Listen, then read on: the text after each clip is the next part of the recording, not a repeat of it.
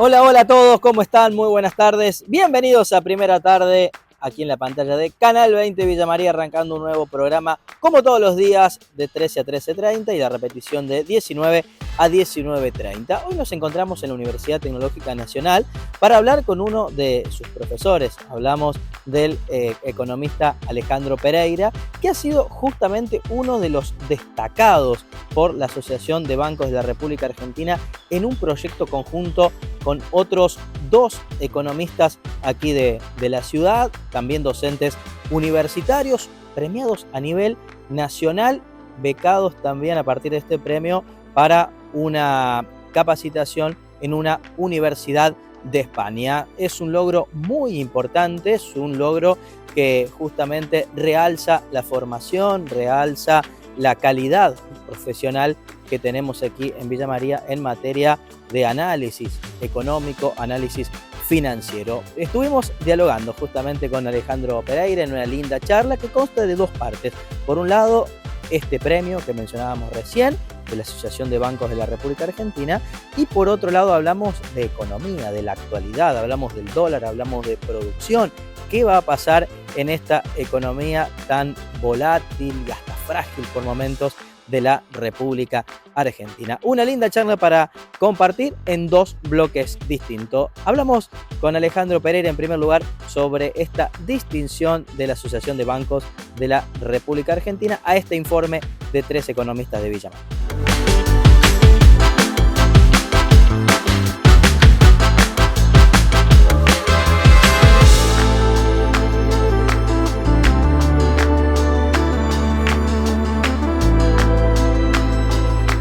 Bueno, Ale, buenas tardes primero, gracias por charlar con nosotros.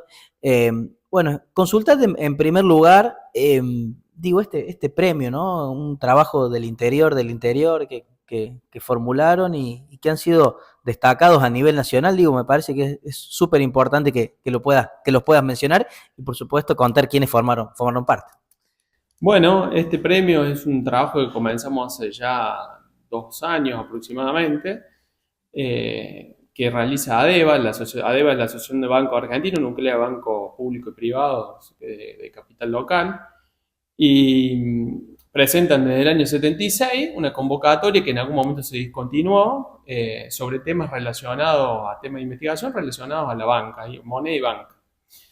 El año pasado, ADEBA presenta a principios de año una convocatoria para hacer básicamente trabajos de utilización de inteligencia artificial en la banca. Y bueno, en ese marco nosotros realizamos una propuesta. Ellos solicitan que los grupos de investigadores realicen una propuesta, se puede presentar individual o puede ser en grupos.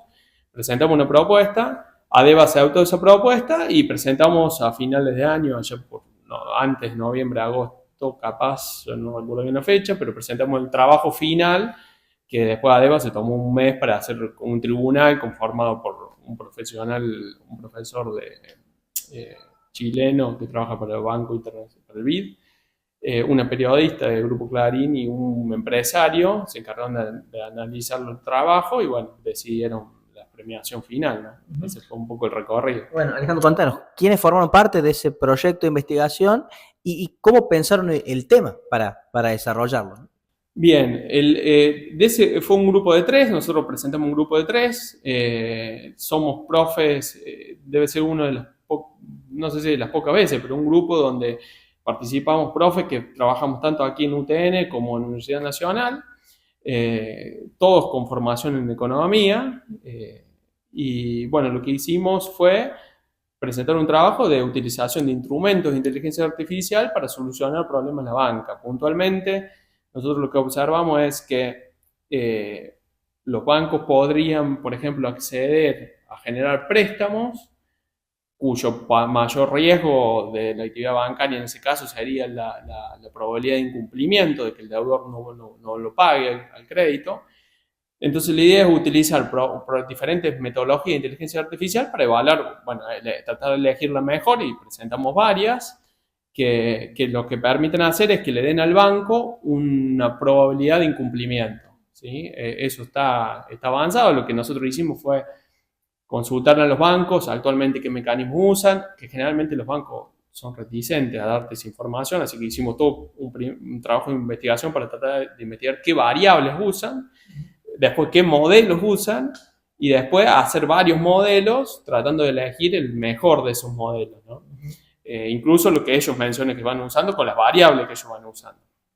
Y bueno, y ahí observamos algunas cosas interesantes, como por ejemplo que hay otros modelos alternativos que son menos costosos que los que el banco dicen utilizar y que son casi iguales de efectivos. Y bueno, y hay alguna información que puede mejorar el rendimiento de los modelos. Y son modelos que una vez diseñados, la banca puede mantener y que permiten llegar, por ejemplo, a analizar el riesgo crediticio de muchas personas sin mucho trabajo.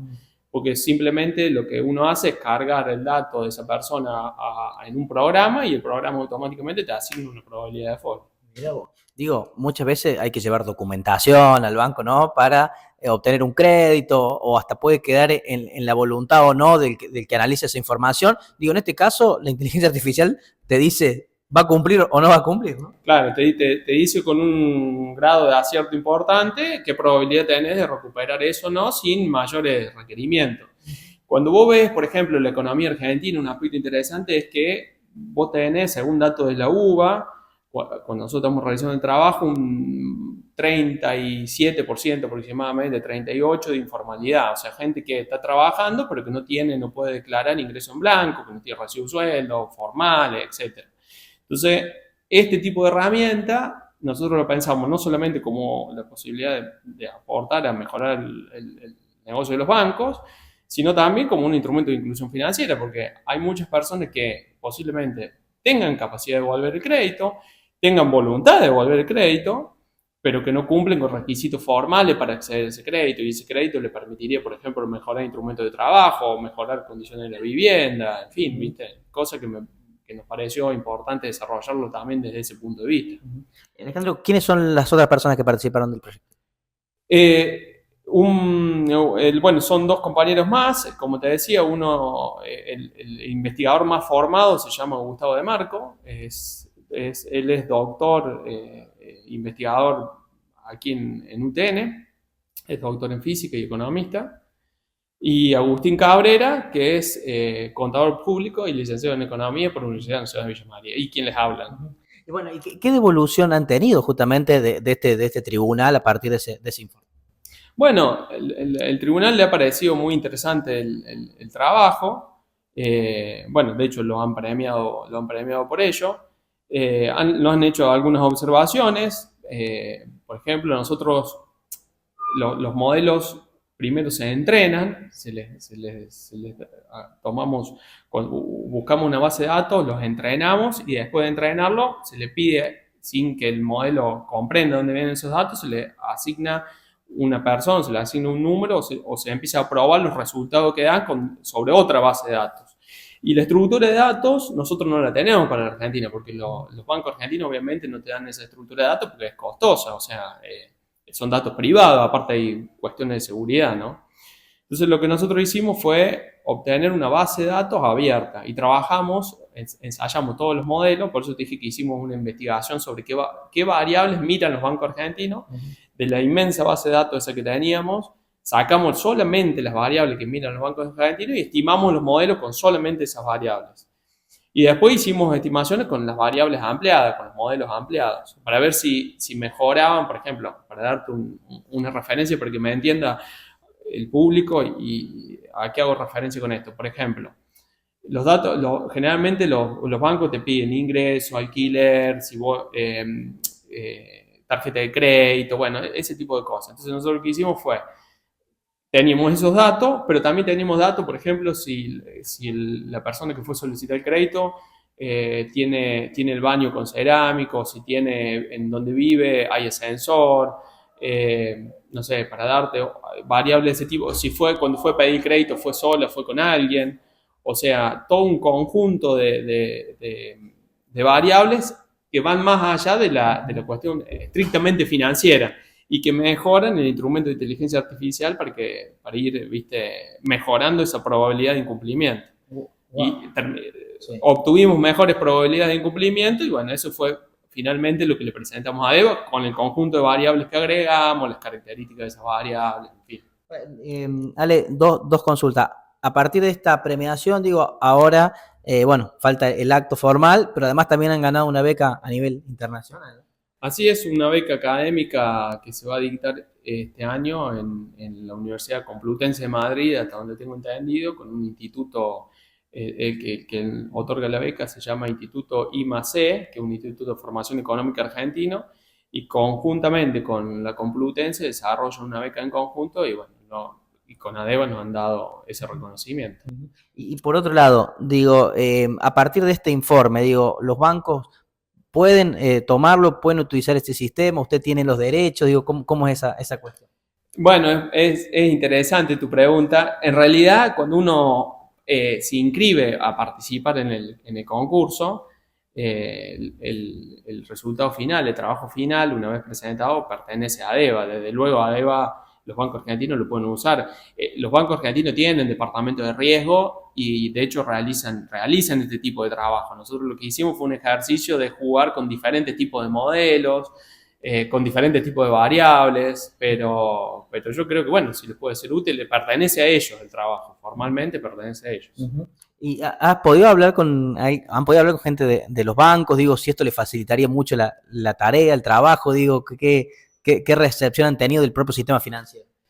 Hemos tenido charla con gente de ADEVA, ahora queda reunirnos, nos vamos a estar reuniendo en breve, y sí, la verdad que son trabajos que los bancos le prestan mucha atención,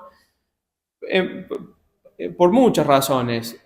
Una de ellas es que la banca siempre, por la característica del negocio, está en el límite de los desarrollos siempre, por lo menos así lo han hecho históricamente, ¿no?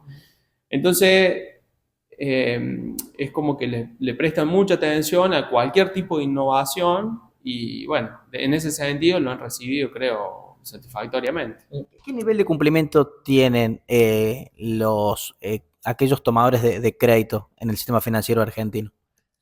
Ese dato pertenece a los bancos, uh-huh. No es un dato de libre accesibilidad, digamos. Yo te diría que gran parte de los créditos se recuperan porque los bancos, como te decía, el mayor riesgo que tiene una entidad crediticia es el incumplimiento, uh-huh. Pero hoy en día, con estos instrumentos, el riesgo de incumplimiento se puede reducir muchísimo, entonces la probabilidad que el banco no recupere es muy baja.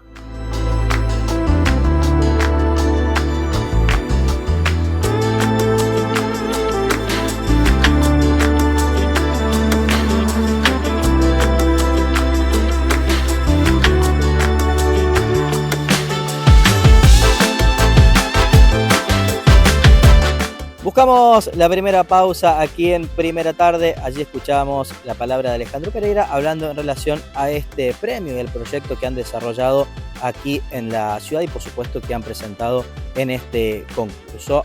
A la vuelta vamos a hablar un poco más sobre economía, sobre el dólar, sobre lo que está pasando en la Argentina en estos tiempos. Pausa y ya regresamos.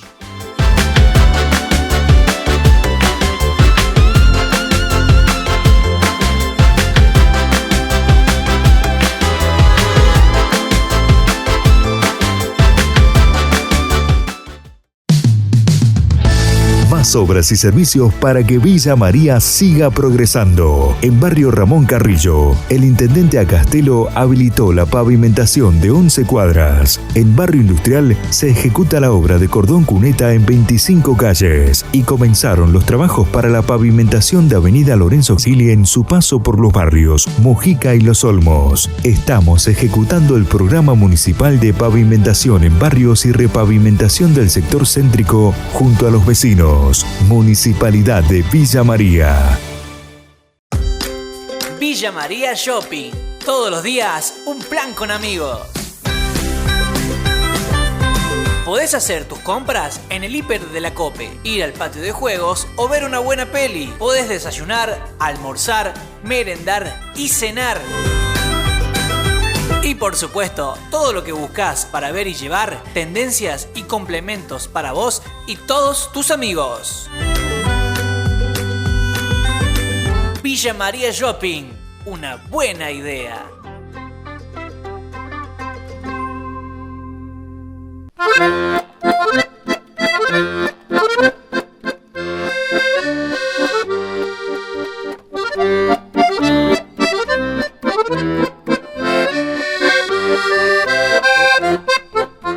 Vení a la COPE, asociate y encontrá los precios más convenientes. Un amplio surtido, más de 1000 artículos de nuestras marcas propias y una gran variedad de servicios para hacerte la vida más fácil. Siempre junto a vos, cuidando la economía familiar. Cooperativa Obrera, desde 1920, en defensa de los consumidores. Cada nuevo kilómetro pavimentado, cada nuevo puente construido, es una promesa cumplida que mejora la seguridad vial y que protege, por supuesto, nuestras familias cordobesas, cuidándole las vidas en el camino.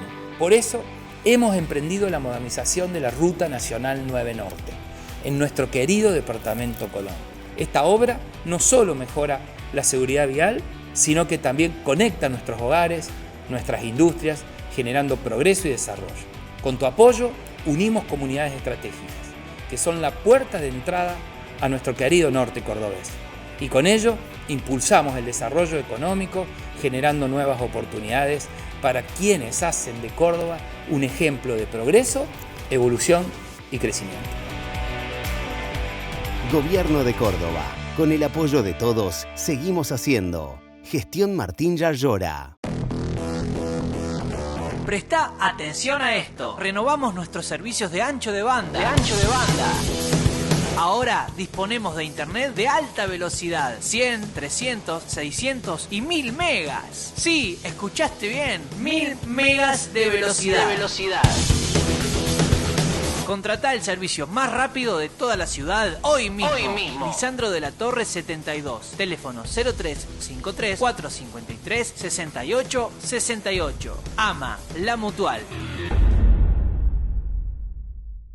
Es momento de estar unidos. Es hora de diálogo y escucha. En Alto Alegre, el protagonista sos vos. Estamos comprometidos a estar a tu lado, entender tus necesidades y encontrar soluciones que nos hagan avanzar juntos. Alto Alegre vive un nuevo tiempo con mejoras en la salud, educación, cultura y desarrollo de infraestructura.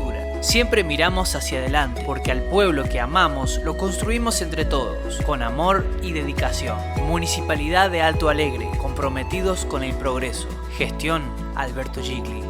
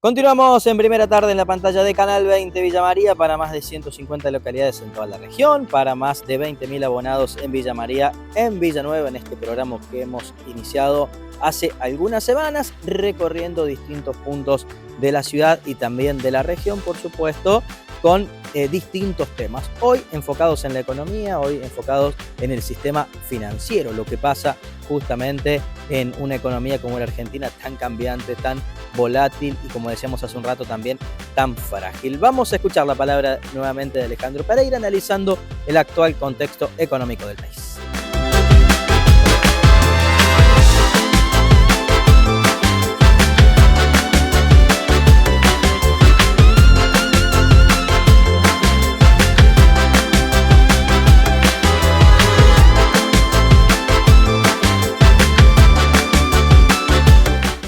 Sí, yo creo que son días complicados, ¿no? Para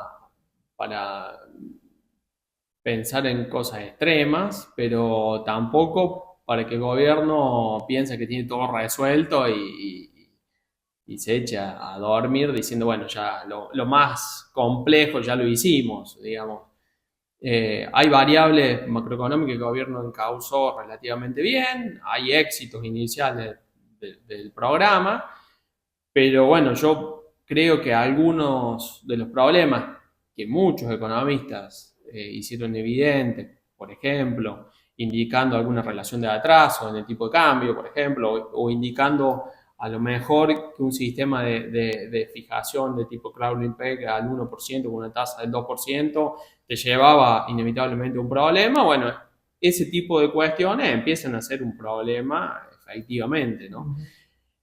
Y el gobierno en ese caso se ve medio apurado a intentar buscar soluciones rápidas. Tal vez lo conveniente hubiese sido ir llevando esa situación con alguna anticipación, digamos, o a lo mejor no haber logrado presionar tanto la baja de la tasa de inflación, haber reducido la tasa de inflación a lo mejor en un mayor tiempo, pero con una política cambiaria más consistente a lo mejor. Pero bueno, son estrategias que cada gobierno decide llevar adelante, ¿no? Y fundamentalmente decide llevar adelante relacionadas a las condiciones electorales, ¿no?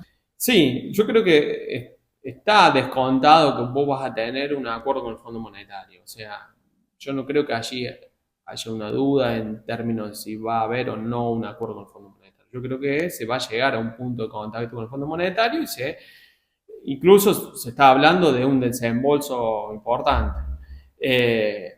Pero, bueno, hay una tarea fina a desarrollar que el gobierno tiene que ir viendo, y me parece que no son temas que uno le puede dar poca relevancia. Por ejemplo, el dejar correr un sistema de fijación tipo Crowding Peg con el 1%, con una tasa de inflación alta, o por ejemplo, lo que vimos, yo me acuerdo en alguna nota con un colega tuyo, le comentaba el año pasado, de que veía con preocupación esta idea que había generado el gobierno de liberalizar parte del sector externo, fundamentalmente el control de cambio, fundamentalmente la parte turística, y que eso iba a generar, bueno, un problema importante sobre la Reserva del Banco Central. Bueno, y eso fue generando problemas, ¿sí?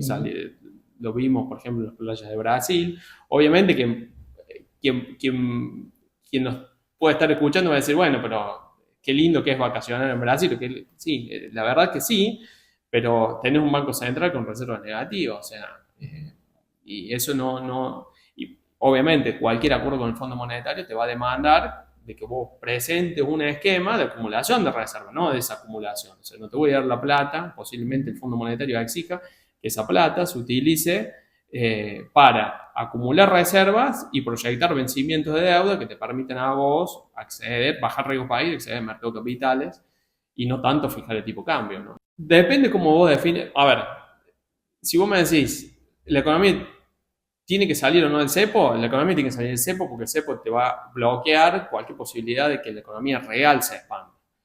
Si vos me decís, ¿tiene que salir de qué forma? ¿Automática? No, no hay ninguna chance que la Argentina salga del cepo que tiene en forma automática sin reserva. Eso no existe, o sea, no se le puede pedir eso al gobierno.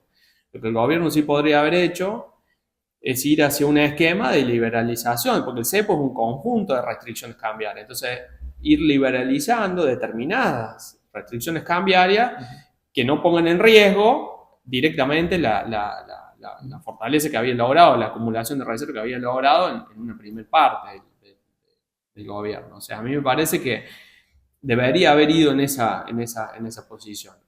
Pero es muy difícil, casi diría con probabilidad nula, de que, bueno, se levante el cepo de la noche a la mañana si vos no tenés una cantidad importante de reservas, claro, ¿no? El Banco Central no tiene. Y eso depende de lo que vos logres hacer con las reservas del Banco Central.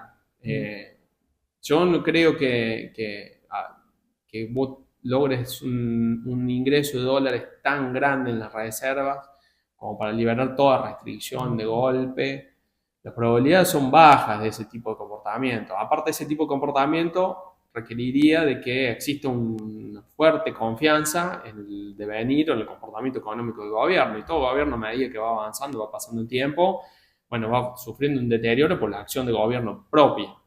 Entonces, yo sería más bien cauto. Yo creo que lo lógico es que el gobierno vaya desarmando las posiciones del cepo de a poco, y al ir liberalizando la intervención en el mercado de cambio, bueno, ir generando sinergias virtuosas para el día de mañana eliminar la restricción totalmente. Ahora, de golpe, no lo veo como algo viable. La producción, el comportamiento económico es sumamente heterogéneo. O sea, vos tenés sectores de energía, bueno, energía, por ejemplo, es un sector bien puntual, que evidentemente tiene un panorama de expansión fuertísimo.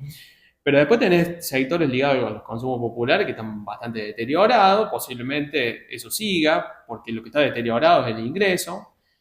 Entonces, el resultado de eso va a salir un resultado final que, bueno, habrá que ver para dónde cae la moneda, digamos. El consumo es una parte importante del producto. Y yo no veo, con estos niveles de ingreso y con la recomposición de ingresos que vos puedas tener, grandes expansiones de los consumos populares. Sí creo que va a haber sectores que evidentemente por determinadas cuestiones van a tener alguna expansión, como te dije antes, energía es un claro ejemplo de eso, una proyección fantástica, pero bueno, eso no va a ser general para todo el sector de la economía, ni mucho menos. El gobierno no ha explicitado una política de ingresos muy clara. Uno podría pensar que si la tasa de inflación se mantiene en niveles bajos, se pueden empezar a recomponer parte de algunos ingresos, pero se empiezan a recomponer, por ejemplo, vos mencionaste jubilados, se empiezan a recomponer desde el subsuelo, porque vos tuviste saltos inflacionarios a inicio del 24, que te licuaron parte de esos ingresos. Entonces vos hoy los vas a recomponer en torno a la tasa de inflación que estás viendo ahora, pero el deterioro anterior no hay ninguna perspectiva de recomponerlo. Entonces yo no veo que esos sectores, muchos sectores del trabajo generalmente, o en este caso los jubilados, como vos mencionas, tengan una reconstrucción del ingreso efectivo que uno pueda decir, bueno, se nota efectivamente que esto cambia. A mí me da la sensación que eso va a seguir transitando un camino similar al que venimos viendo. Es buena tu pregunta, porque la devaluación no es una posibilidad. O sea, los gobiernos no devalúan, los gobiernos se ven obligados a devaluar, que es diferente. O sea, la devaluación se produce básicamente cuando el gobierno no tiene forma de evitarla. Obviamente, conociendo cómo funciona la economía argentina, el gobierno te va a indicar que no va a devaluar, es lo lógico, porque si indicara lo contrario, empezaría una corrida sobre el tipo de cambio automáticamente. Entonces, lo que te va a indicar es que no va a devaluar. Eso va a depender de un conjunto de factores, ¿sí? Esos factores son resultado de la balanza de pago, acumulación de reservas, posibilidad de acceso a crédito interno, nivel de riesgo país, acceso al mercado de capitales eternos. De toda esa maraña de variables va a salir la posibilidad de que el gobierno devalúe o no. O sea, que se vea obligado o no a devaluar. Bueno, pero yo no les suelo prestar atención a ese tipo de cosas porque en realidad los gobiernos suelen hablar de corridas, pero lo que en realidad cuando los gobiernos hablan de corridas es porque el gobierno llegó a una situación de fragilidad macroeconómica. O sea, la corrida se da en una situación de fragilidad macroeconómica. Si vos no tenés fragilidad, no tenés corrida. Alguien me puede decir, ¿a qué le llamás vos situación de fragilidad económica? Bueno, le llamo que no es tampoco algo que uno pueda achacar solamente a este gobierno, sino a la dificultad que han tenido los gobiernos últimamente de acumular reservas del Banco Central y de salir de una situación de reserva muy frágil. Entonces vos, al no tener reservas, te cuesta mucho controlar el tipo de cambio, sostener la paridad cambiaria. Esa es la verdad. Si vos me decís, ¿es sostenible o no? Bueno, depende de este conjunto de factores que te enunciaba antes. Bueno, yo creo que está totalmente descartado. Aparte, hay un comportamiento súper observado de la macro argentina, que es cuando vos más exitoso sos en controlar el nivel de inflación, que el gobierno ha sido exitoso en bajar la tasa de inflación, en salir de un riesgo probable de hiper, como hizo, lejos de eliminar en la moneda local, la fortaleces. O sea, lo que vos generás es que la gente te demande más peso, no menos. Entonces te alejas de la dolarización. Lo que el gobierno llama una competencia de monedas, yo le llamo más una convivencia de monedas. A medida que vos controles la inflación y seas exitoso en el control de la inflación, te alejas de la dolarización porque aumenta tu demanda de dinero. Y el Banco Central tiene un costo muy alto en un contexto donde está aumentando su demanda de dinero en irse hacia un proceso de dolarización. O sea, yo creo que estamos lejos. Hay problemas que son mucho más acuciantes. Los problemas del central de la economía argentina hoy son la acumulación de reservas, la caída del riesgo país para acceder al mercado, la situación de la balanza de pago. Argentina tiene que tener balanza de pago superavitaria. O sea, no podemos, no estamos en condiciones de darnos el lujo de que salgan por nuestra cuenta externa de turismo dólares del Banco Central, porque no están. Le ponemos punto final a esta primera tarde aquí en la pantalla de Canal 20 Villa María. Hoy un programa distinto, un programa donde analizamos la realidad económica de la República Argentina. Mañana, por supuesto, en otro punto de la ciudad, en otro punto de la región, tocando todos los temas posibles, ¿no? Hemos estado en este tiempo en Copas de Leche, hemos estado en clubes, en el Consejo Deliberante, hemos estado en instituciones de carácter educativo. Es un poco la idea del programa, ¿no? Recorrer la ciudad, recorrer la región, mostrar distintas realidades y sobre todo conocer aquello que hacen los ciudadanos que forman parte de esta ciudad y de la región. Muchos de ellos anónimos que hacen un gran trabajo en el día a día. Nosotros nos vamos, le ponemos punto final y nos reencontramos en la jornada de mañana. Hasta luego. Chau, chau.